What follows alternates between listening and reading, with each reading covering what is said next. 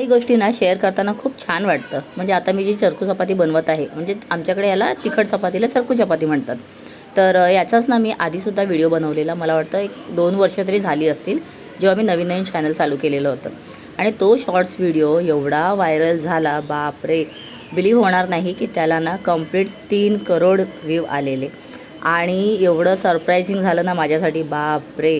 आणि त्याच्यातले कमेंट्स तर तुम्ही बघाल ना जर जाऊन, असे कमेंट्स आलेले आहेत ना, एवढं तिखट आहे, हे आहे, ते आहे, बापरे! म्हणजे नको नको त्या गोष्टी तिथे सांगितलेल्या आहेत.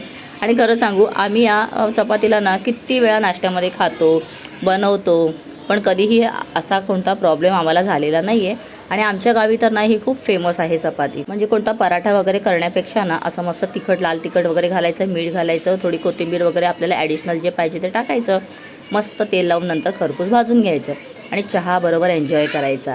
तर चला, मी आता बनवलेली दर्शनसाठी, कारण दर्शनचं काम चालू आहे, तर छोट्याशा भुकेसाठी त्याला मस्त चरकू चपाती बनवून दिली. तुम्ही पण एकदा ट्राय करा.